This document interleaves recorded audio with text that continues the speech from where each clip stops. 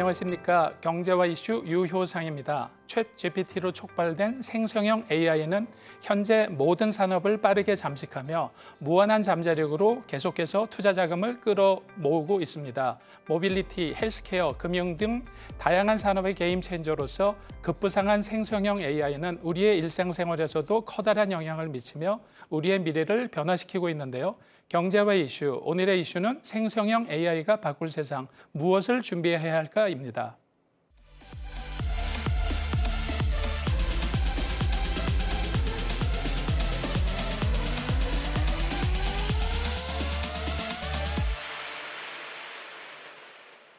글로벌 생성형 AI 시장 2030년까지 연평균 47.5% 성장. 2024년 1월 마이크로소프트 시가총액 3조 달러 첫 돌파. 2024년 2월 EU 27개 회원국 세계 첫 AI 규제법 최종 합의. 안녕하세요. 경제와 이슈 최은강입니다. 인공지능 기술이 인간이 상상하지 못한 미래를 열 것이다. 챗 GPT의 아버지로 불리는 샘 올트먼 오픈 AI 최고 경영자는 인류가 미래를 건설할 수 있는 도구로 AI를 꼽으며 AI를 이용해 의료, 생명, 에너지, 우주 등 과학적 질문을 해결하려 노력해야 한다 강조했습니다. 챗 GPT로 촉발된 생성형 AI 시장은 모든 산업의 디지털 혁신을 급속하게 앞당기고 있는데요. 글로벌 시장 조사업체 포춘 비즈니스 인사이트는 작년 기준 생성형 AI 시장 규모는 약 290억 달러로 오는 2030년 약 23배 성장한 6,679억 6천만 달러에 달할 것이라 전망했습니다. 골드만삭스는 생성형 AI가 향후 10년 내 전 세계 일자리 3억 개에 영향을 미치고 글로벌 GDP 7%를 증가시킬 것이라 예측했는데요.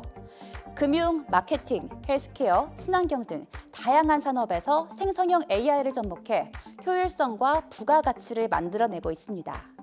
올해 들어서는 AI 스마트폰과 PC가 잇따라 등장하며 본격적인 인공지능 일상화 시대가 열릴 것으로 보이는데요. 시장조사업체 가트너는 올해 전 세계에 출하되는 AI 스마트폰과 AI PC가 각각 전체 출하량의 22%를 차지하며 올해 말까지 총 2억 9,500만 대에 이를 것으로 예상했습니다.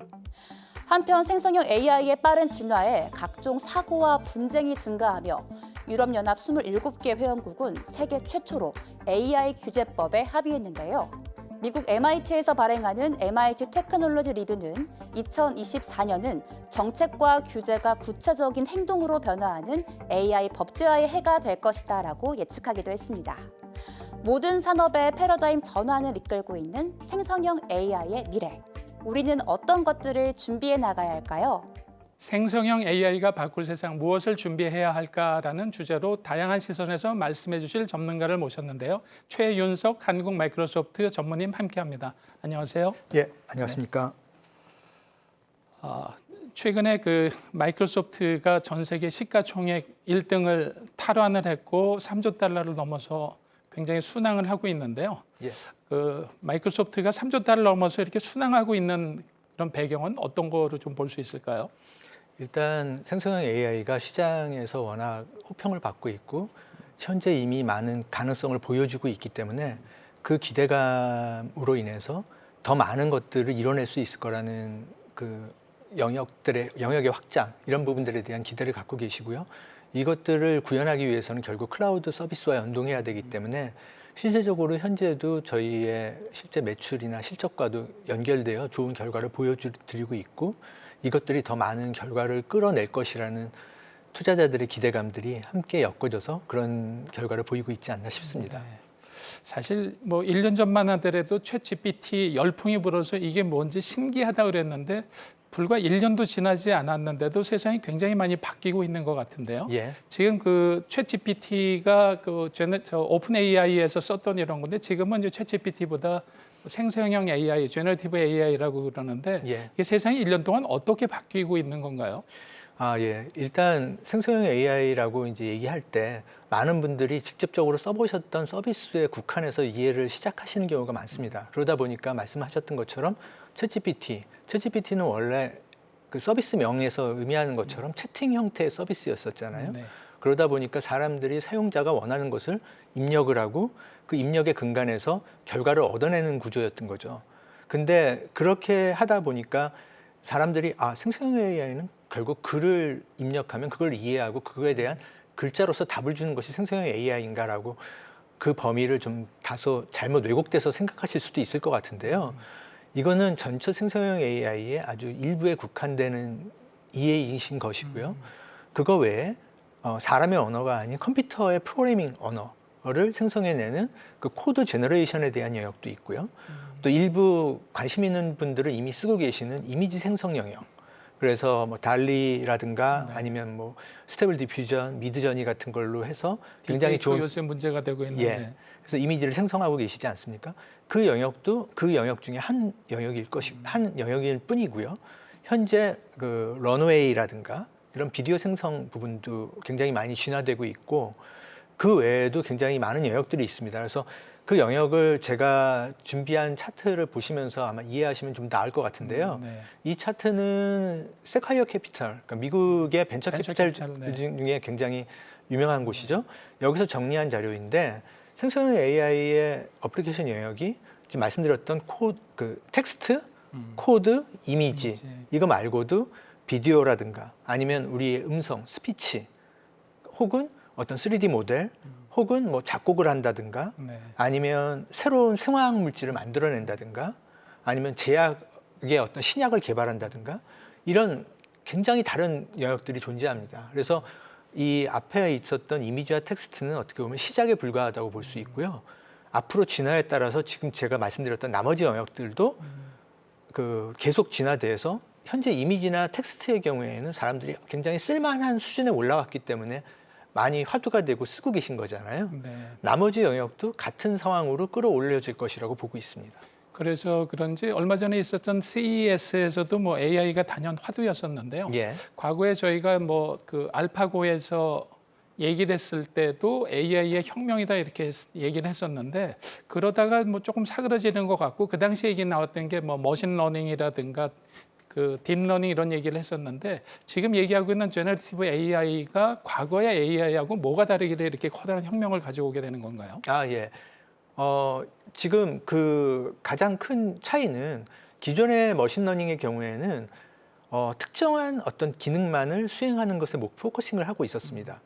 그러니까 인공지능을 구분할 때 한국어로는 약인공지능, 강인공지능이라고 표현하는데 이제 영어로는 저는 그 번역을 사실 좋아하지는 않고요.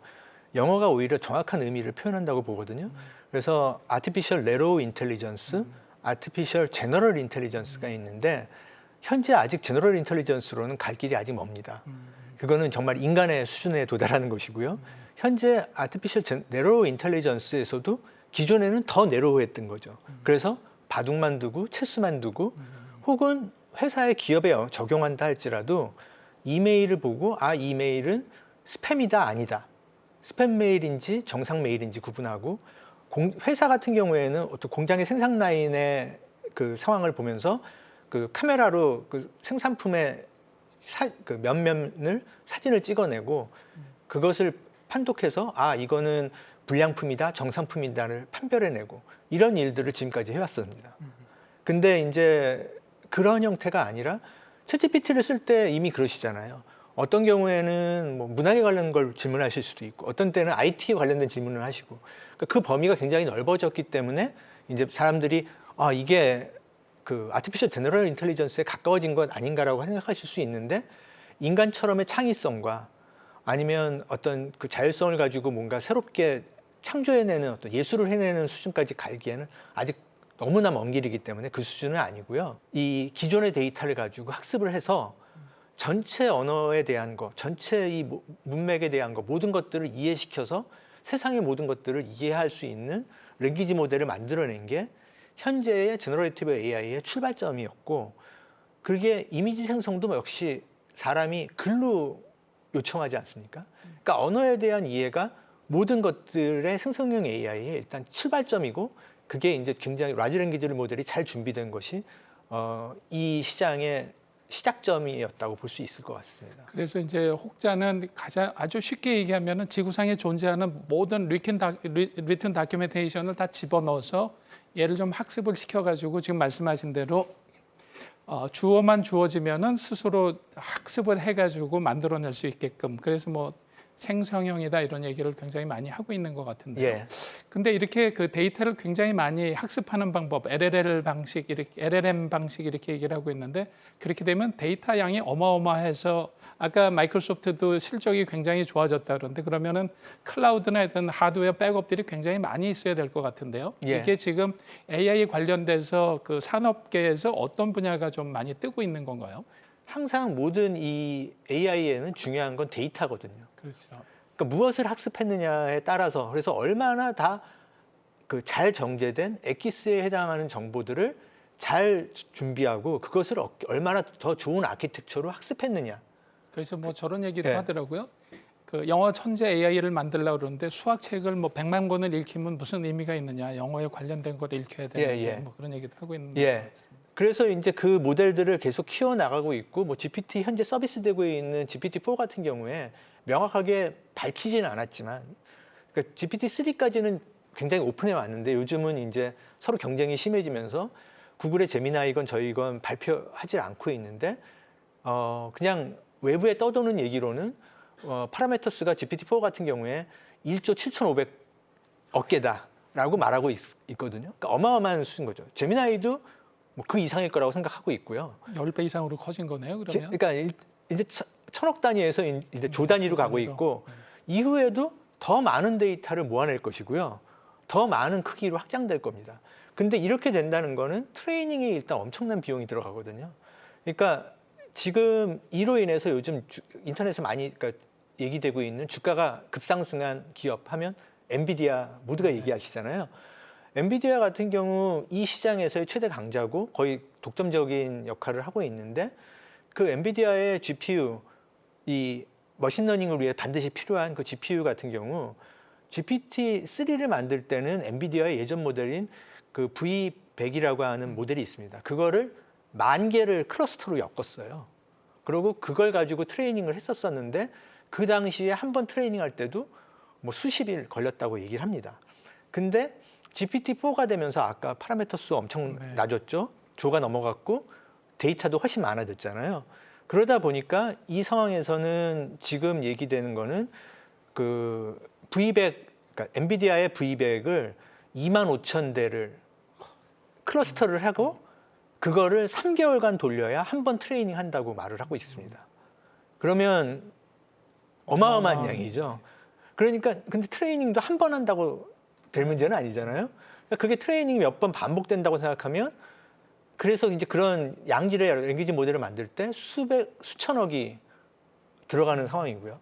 그럼 모델을 만들고 나서 모델을 만드는데 돈 들어가고 끝이냐 그게 아니라 만들어진 모델을 실행하는 단계에서도 그 추론 엔진, 그 인퍼런싱이라고 하는데 그것을 구동하는데도 컴퓨팅 파워가 들어갑니다. 근데 그 컴퓨팅 파워도 PC나 스마트폰에 돌릴 수는 없는 거죠. 그러니까 이제 그게 계속적으로 어느 정도 컴퓨팅 파워를 요구하면서 시장에 계속 많은 것들을 요구하고 있었던 것이고요. 그걸로 인해서 어떻게 보면 이 하드웨어 인프라, 그리고 지금 화면에서 보시는 그 하드웨어 인프라 위에 클라우드 인프라, 그리고 그 위에서 바로 뭐 이미지 생성이건 무슨 AI 서비스를 직접 만들어서 엔드 유저 대응 서비스를 만드는 회사들이 생태계가 존재하기도 하고 이 모델을 중간에 해당하는 이 모델을 제공해서 마치 GPT라든가 그 메타의 라마 같은 페이스북이 메타로 바뀌었지만 그 메타의 라마 같은 모델들을 만들어서 오픈 소스로 내놓기도 하고요. 그러니까 그게 클로즈드 소스였건 오픈 소스였건 간에 그걸 이용해서 사람들이 개발할 수 있도록 하고 그 위에 생태계가 얹어지기도 합니다. 근데 이 사이즈는 워낙 큰 사이즈다 보니 이것들을 어떻게 작은 단말에도 돌릴까라는 고민들을 많이 하고 계시죠. 근데 보통 이제 교수들도 논문 같은 거 쓸 때 논문에 뭐 변수가 많으면은 굉장히 정교하고 좋은 모델이 나올 것 같기도 하지만 사실은 변수가 너무 많아지면 오히려 더 굉장히 혼란스럽고 좀 잘못된 이런 길로 갈 수도 있다 이렇게 얘기도 할 수 있는데 그런 거랑은 좀 다르게 해석을 해야 되는 거죠. 그게 그거 좋은 말씀이신데요. 그래서 무조건 파라미터를 어느 순간까지 한없이 키울 거냐 그렇지는 않습니다. 근데 이제 그러다 보니까 좀 약간 전문적인 용어가 나올 수밖에 없는 것 같은데요. MOE라고 해서 믹스드 오브 엑스퍼트라고 하는 요즘 아키텍처가 나오고 있거든요. 지금 GPT-4도 그거를 밑단에 사용하고 있다고 얘기하고 있는데 그 속을 공개하지는 않았으니까요. 근데 뭐냐면 어떻게 보면 각각의 전문가들을 만들고요. 여러 개의 전문가를 엮어놓는 형태입니다. 그래서 예전에는 하나의 모델이 모든 거를 다 답변을 하고 있었다면 이제는 그 각각의 좀 전문성을 가진 모델들을 만들고 그중에 지금 나온 것에 가장 좋은 답변을 할 놈이 그 답변을 가장 제시할 수 있게끔 그 안에서 엑스퍼트 간의 경합을 하면서 가장 나은 것을 선택할 수 있게 하는 그런 구조적으로도 좀 새로운 아키텍처를 좀 하고 있죠. 삼성전자가 새로 나온 그 스마트폰에다가 그 자동 번역이라든가 이런 것들을 좀 집어넣었다고 말씀해 주셨는데 국내에서도 물론 이제 네이버나 이런 국내 기업들도 그 빅테크들을 대항하기 위해서 제너티브 AI의 모델을 내놓고는 있는데 예. 우리나라는 어느 정도 수준인가요 지금? 그러니까 몇몇 기업들은 그런 얘기를 하는 경우가 있습니다. 한국어는 역시 우리가 제일 강하다. 한국어 데이터를 제일 많이 갖고 있다. 그러니까 한국어 중심으로 얘기를 커뮤니케이션 하는 경우에 우리보다 결국 나은 모델을 만들 수 없다라고 말하는 일부 사람들도 있는데 사실은 지금 현재 GPT나 뭐 다른 그 대규모 언어 모델들이 언어를 번역하고 그걸 이해하는 수준을 이미 챗GPT를 통해 경험해 보시면 굉장히 높은 수준인 걸 확인하실 수 있잖아요. 네. 그러니까 사실은 그 과정은 뭐냐면 아까도 그 파라미터 수를 무한히 늘리면서 그 라지 랭귀지 모델이 좋아지는 영역 중에 하나가 트랜슬레이션 영역이거든요. 그러니까 사실 뭐 우리가 영어 사전을 놔두고 그렇게 대립되는 형태로 가리키고 뭐 영어 우리가 문법을 가리키듯이가 아니라 마치 어린아이가 엄마는 한국인, 아빠는 미국인인 사이에서 계속 그 두 가지를 바이링구얼로 매일 체득하고 있었다면 그 상황에서 자연스럽게 그 언어를 체득하게 되는 것이지 그때 뭐 주어 동사 목적어 보호를 얘기하면서 언어를 배우지 않잖아요. 네.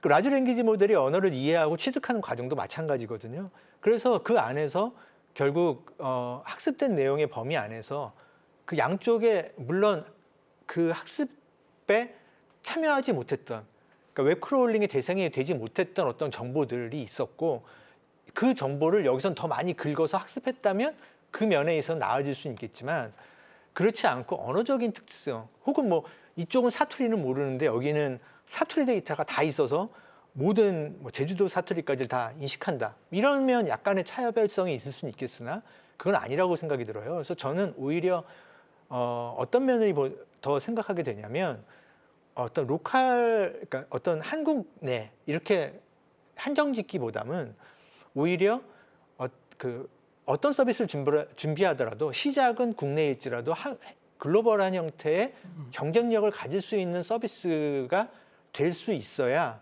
생성형 AI 서비스는 경쟁력이 있고 살아남을 수 있다고 생각합니다. 지금 말씀하신 대로 굉장히 일상생활이라든가 전문 영역에서도 이 제너레이티브 AI가 많이 쓰이다 보니까 작년까지만 하더라도 미국 주식시장을 이끌던 뭐 마그니피센트 7에서 M7 이렇게 얘기했었는데 금년 들어서는 AI5에서 제너레이티브 AI에 관련된 그 5개 종목이 이끌어 나가고 있다 이렇게 얘기를 하고 있는데 그거는 이제 실적으로도 그렇고 주가로도 그렇고 굉장히 많이 반영이 되고 있는 것 같은데요. 예. 그런 그 대표적인 5개 종목들은 어떤 특징들을 갖고 있을까요?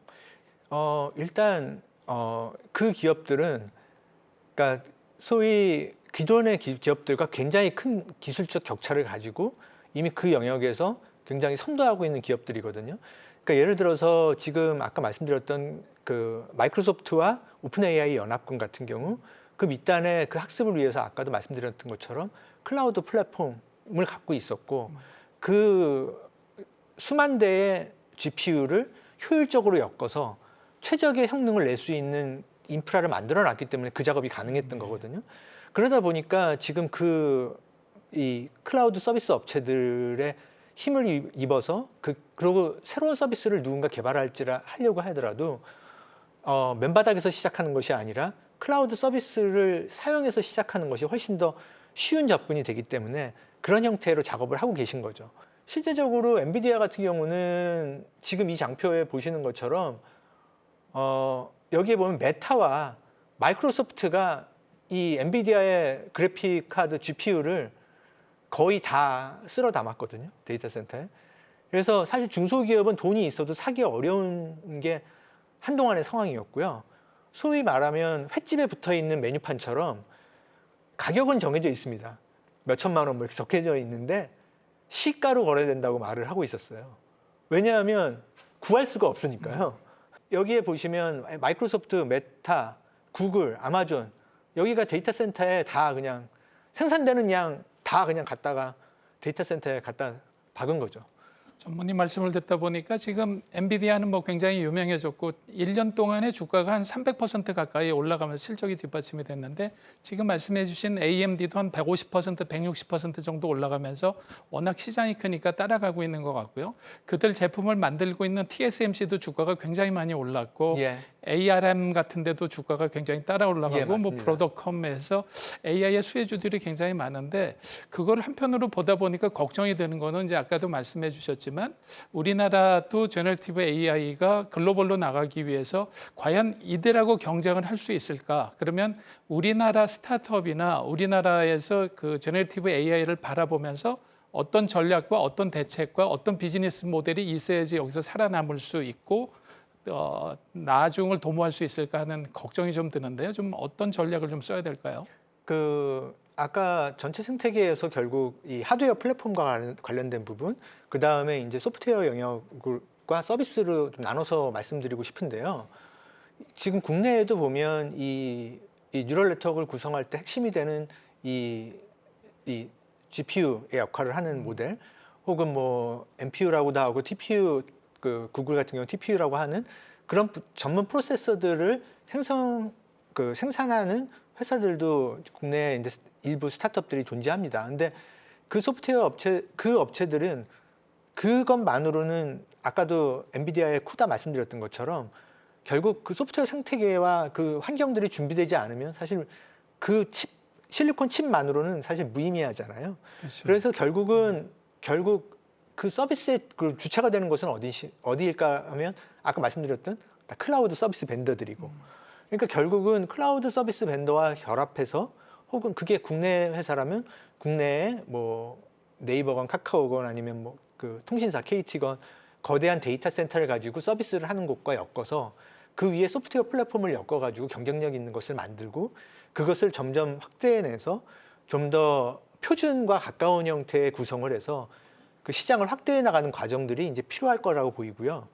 결국 그 위에 얹어진 소프트웨어들은 아까 앞서서 말씀드린 것처럼 국내가 아니라 이게 그 어느 나라에 가더라도 경쟁력을 갖는 서비스로서 그 자리 잡을 수 있게끔 준비하는 것들이 필요하다고 봅니다. 근데 그 영역 안에는 반드시 내가 앞으로 도드라져서 나와서 마치 챗GPT처럼 혹은 마이크로소프트의 코파일럿처럼 별도로 독립적인 서비스일 필요는 없을 것 같아요.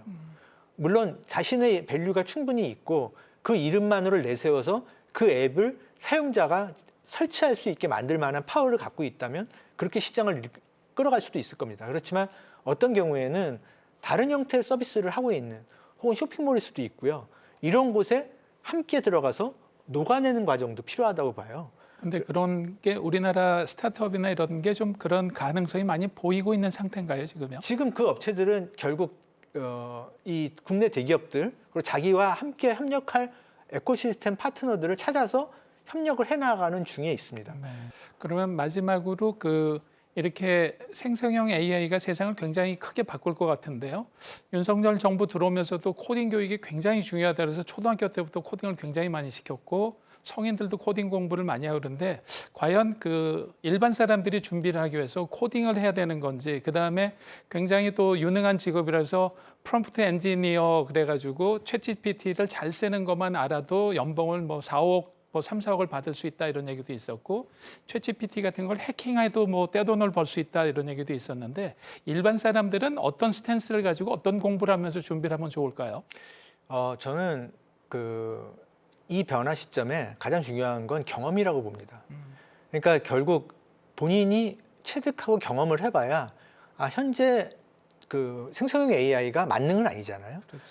분명히 기존보다 굉장히 많은 것들을 제공해줘서 그 생산성 향상이나 어떤 가치를 얻어내는데 굉장히 큰 도움이 주는 것은 사실이지만 어떤 부분에는 또 좀 다소 약한 부분이 있을 수 있고, 그러다 보니까 내가 어디까지 어떻게 활용해서 하는 것이 제일 좋을지를 스스로 알아야 돼요. 근데 이게 뭐 대표적으로는 말씀하신 것처럼 뭐 챗GPT나 아니면 마이크로소프트 무료로 사용할 수 있는 코파일럿이 있겠지만, 그거 외에도 굉장히 많은 서비스가 나와 있습니다. 그러니까 그 서비스들을 일단 다양한 형태로 뭐 이것도 써보다가 저것도 써보다가 이렇게 사용을 다양하게 해보다 보면 그걸 통해서 내가 어떻게 활용할지에 대한 그 아이디어가 더 많아질 거라고 생각이 들거든요. 그래서 그 개발의 영역이 예전보다 훨씬 더 용이해지긴 할 겁니다. 네. 근데 엑셀 하나를 생각해 보더라도요, 엑셀에 숫자만 넣어서 덧셈만 하는 분이 계시고요, 엑셀을 굉장히 화려하게 쓰면서 그 안에 매크로도 쓰고 뭐 피벗 테이블도 만들어서 엄청난 분석을 하시는 분들이 계세요. 그거는 결국 본인이 아는 수준에 맞춰서 같은 도구지만 다른 결과를 만든다고 생각이 들거든요. 저는 생성형 AI도 마찬가지입니다. 그래서 이 도구에 어떤 프로그래밍적인 어떤 분석적인 일을 시키더라도 내가 그 컴퓨터 프로그래밍이나 분석 방법론을 더 알게 되면 구체적인 지시를 줄 수가 있어요. 그러니까 이거를 어떤 방법으로 써서 어떻게 접근해서 좀 해봐 라고 하면 그냥 이거 해줘 하는 전혀 다른 결과물을 얻게 되거든요. 그래서 그런 면에서는 저는 이 기존과는 교육의 방법은 물론 좀 바뀌어야겠지만 프로그래밍에 대한, 그러니까 컴퓨테이셔널 싱킹이라고 하는 컴퓨터적인 어떤 사고를 방식을 갖는 그런 부분들에 대해서는 좀 그 지속적인 이해는 필요하다고 생각이 들고요. 프롬프트 엔지니어링 말씀하셨는데 이게 결국은 각 도구마다 프롬프트를 쓰는 방법이 다릅니다. 프롬프트는 그 인풋하는 텍스트를 말하는 거잖아요. 근데 그게 버전이 바뀌어도 바뀌고 계속 바뀌는데 그 안에 이 생성형 AI 기반 솔루션을 만들려면 프롬프트의 시스템 프롬프트, 그러니까 우리가 입력하는 건 유저 프롬프트고요. 시스템 프롬프트부터 굉장히 또 내부 파라미터들이 있거든요. 이거를 잘 다루는 것은 좋은 솔루션을 만들 때 반드시 필요한 영역입니다. 일반인이 접근하실 필요는 없다고 보는데 IT 쪽에 종사하실 분은 프롬프트 엔지니어링에 관련된 공부는 지속적으로 해내야 될 영역이라고 보입니다. 근데 랭귀지 모델의 발전에 맞춰서 이 역할도 스스로 이 언어 모델이 잘하게 되면 지시를 더 디테일하게 주고 시스템적으로 굉장히 디테일하게 주는 것들이 줄어들겠죠. 예. 생성형 AI가 바꿀 세상, 무엇을 준비해야 할까라는 주제로 생성형 AI의 현황과 미래를 전망하고 미래 기술 트렌드를 알아봤는데요. 차별화된 인사이트를 주신 최윤석 마이크로소프트 전문의께 다시 한번 감사드립니다. 고맙습니다. 감사합니다. 세렌디피티의 법칙이란 노력한 끝에 찾아온 우연한 행운을 말합니다. 행운은 준비된 자에게 우연이란 가면을 쓰고 찾아온다고 하는데요. 생각보다 더 빠르게 진화하고 있는 생성형 AI 시대를 미리미리 잘 준비하셔서 앞으로 찾아올 행운의 기회를 놓치지 마시길 바랍니다. 지금까지 경제와 이슈 유효상이었습니다. 감사합니다.